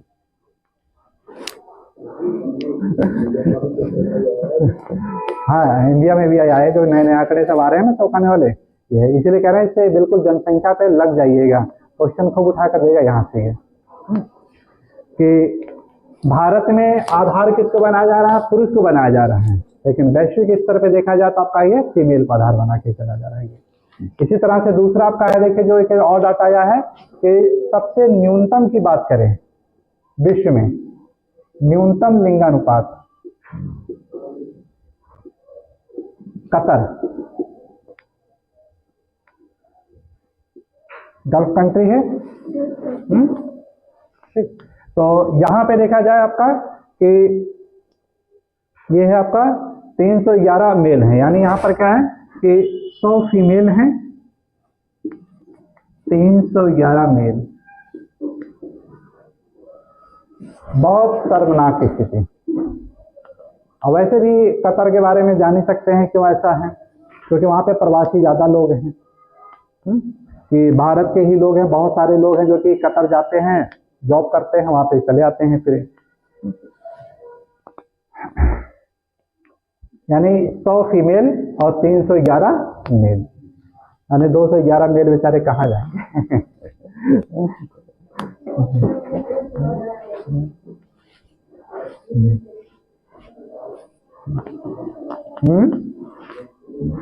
और विश्व स्तर पर देखा जाए अनुपात अगर इनका, तो विश्व का देखिए जो आपका आया है 1000 फीमेल हैं तो 101 मेल, सॉरी 100 फीमेल और 101 मेल, तो लगभग ठीक है, कोई ज्यादा नहीं है। एक की बात आ रही है, बाकी इसमें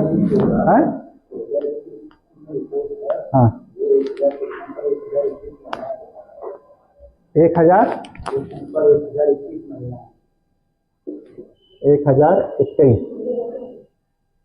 तो वही तो हो गया ना आपका 2 यानी इसमें तो ऐसे काट दीजिए ऐसे, तो 100 पर 102 हो गया, वही लगभग आ रहा है 101।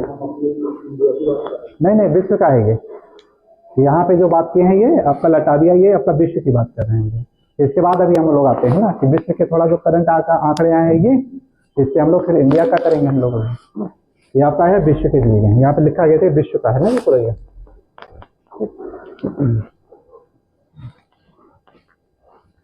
मतलब वर्ल्ड लेवल पे 100 जो काउंट होता है, इंडिया में 140 नहीं है वही चीज है, लास्ट वाले जीरो हटा दिए हैं। ठीक, जैसे इन्होंने अभी बताया ना कि 1000 फीमेल है और वहां पर क्या आपका अनुपात है जो 1021 है। नहीं वर्ड की जो बात कर रहे हैं उसकी बात कर रहे हैं। नहीं वहां पे फीमेल 1000 है और मेल आपके हैं 1021। तभी तो आपके पॉइंट ये पीछे वाला हटाएंगे तो ये आपका आएगा आपका मिलता है, यानी 100 फीमेल और 101 मेल आपको मिलेगा।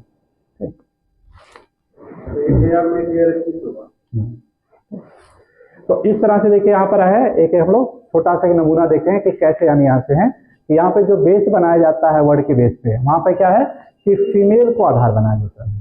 और भारत में क्या है वहां पे हम लोग 1000 पुरुषों के पीछे कितनी महिलाएं हैं उसको लेकर के चलते हैं। ये दोनों में अंतर यानी चलते हैं। ठीक,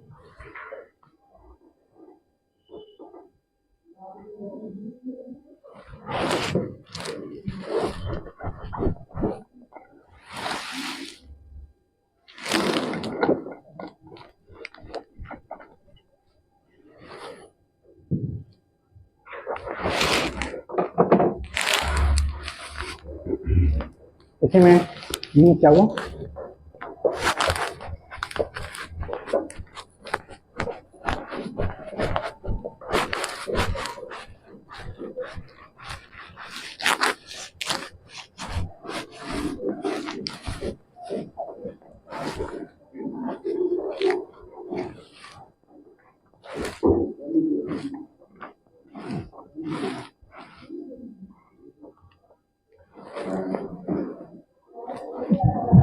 जब देखिए आंकड़े जारी किए जाते हैं भारत में तो दो तरह के किए जाते हैं। एक होते हैं आपके जो चेंजेबल होते हैं, प्रोविजनल जिसे कहते हैं हम लोग,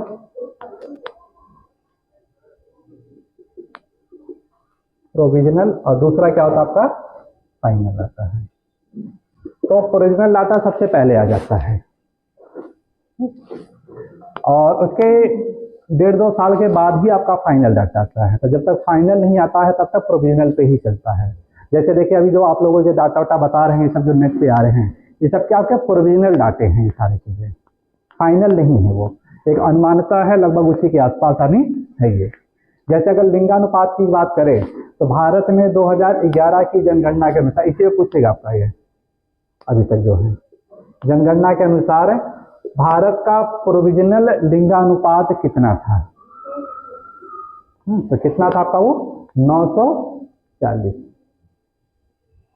मतलब क्या था कि 1000 वहां पर मेल थे और 940 क्या है फीमेल आपके। और जब ये फाइनल डाटा आया है 2 साल के बाद, तब वहां पे देखिए क्या हो रहा है, कितना है ये 943। तो इन दोनों डाटा को ध्यान में रखना है। ये 2011 की जनगणना के अनुसार प्रोविजनल जो लिंगानुपात कितना था आपका 940 और फाइनल कितना हुआ आपका 943 आपका है।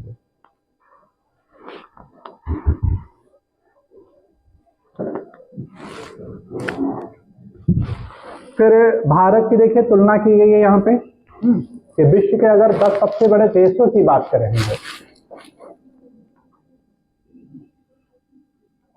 विश्व के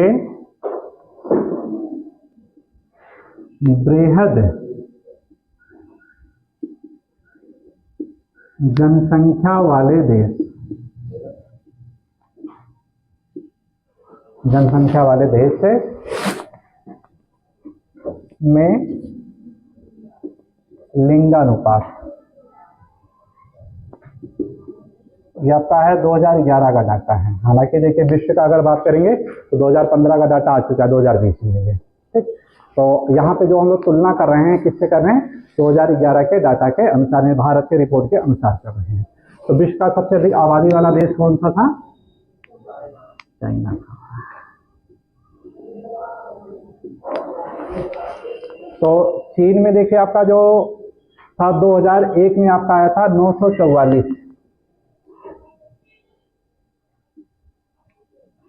ठीक, ये आपका है 2001 का है और बाद में आपका है 2011।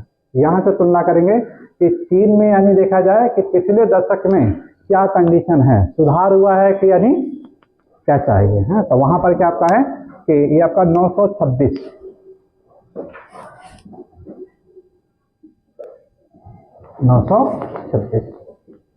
यानी 944 लिंगानुपात था और 2011 के डाटा के अनुसार कितना हो गया आपका 926। तो इस तरह से क्या हो रहा है कि वहां पे लिंगानुपात में गिरावट दर्ज की गई है। और यही देखिए आपका हाँ वो जो चाइल्ड पॉलिसी है कि हम दो हमारे एक वाली जो नीतियाँ हाँ अब किया गया है ना, ये तो तब की आपके 2011 के अनुसार है कि ये आपका है। दूसरे नंबर पे आपका देखिए क्या है, भारत का आता है।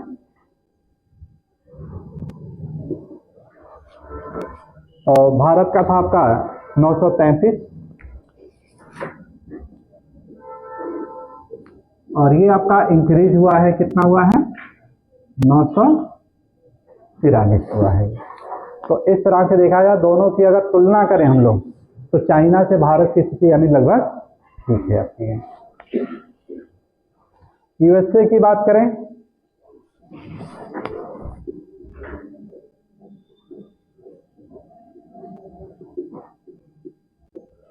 1029 काफी ज्यादा अच्छा है।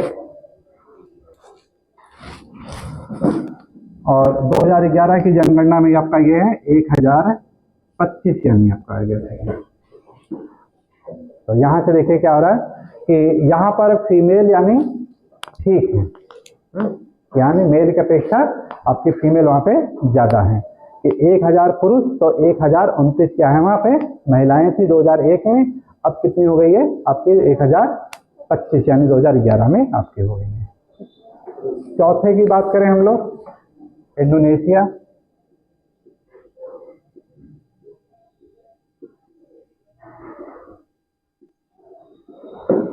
इंडोनेशिया तो यहाँ पे आपका 1004, ये घट करके हो गया है 988 हो गया है।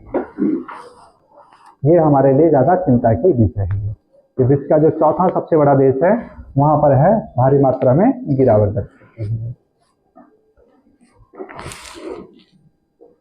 5वें नंबर पे है ब्राजील और ब्राजील की कंडीशन आपका 1025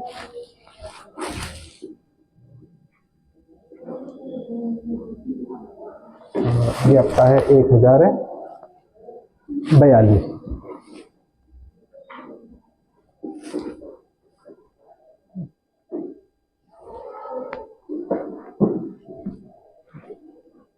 तो इस तरह से देखिए ब्राजील की कंडीशन अब तक की अगर देखा जाए यहाँ पे 5 देशों की अगर तुलना करें हम लोग तो इन सब में से सबसे बढ़िया किसका है देखिए आपका ब्राजील का सबसे बेस्ट है आपका ये निष्कर्ष में आता है कि यानी 5 विश्व के 5 बड़े देशों की अगर तुलना करें तो ब्राजील में क्या है सेक्स रेशियो यानी काफी बेस्ट है, यानी कितना आपका 1042 जो कि अभी तक किसी का नहीं हो पाया है। ये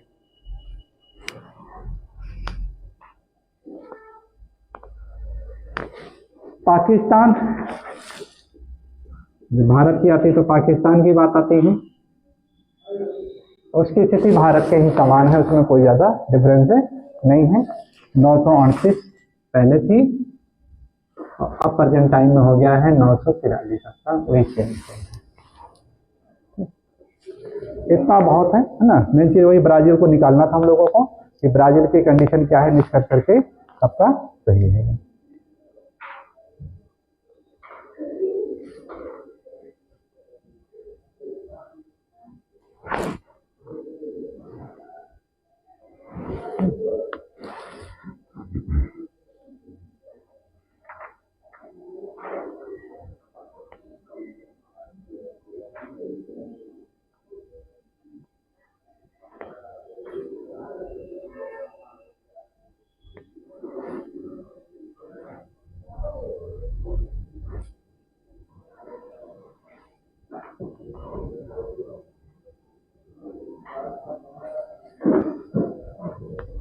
तो यहां से देखिए एक चीज और हम लोग क्या निकालते हैं, इक्वलिटी की परिभाषा निकाल सकते हैं, समानता। क्यों? जो हमारे संविधान के मूलभूत तत्व जो आते हैं, समानता, लिबर्टी की बात कर सकते हैं हम लोग, स्वतंत्रता। क्यों?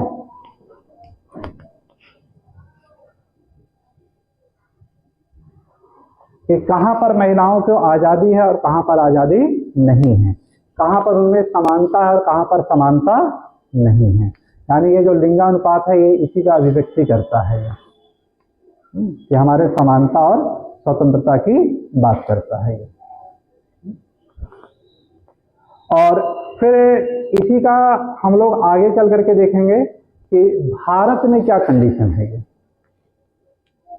तो भारत में सबसे ज्यादा जो सेक्स रेशो है वो कहाँ पे है आपका? केरला में सबसे ज्यादा है। कितना है? लगभग आपका 1084। 1084। और सबसे न्यूनतम की बात करें तो हरियाणा है HR, और वहां का कितना आपका?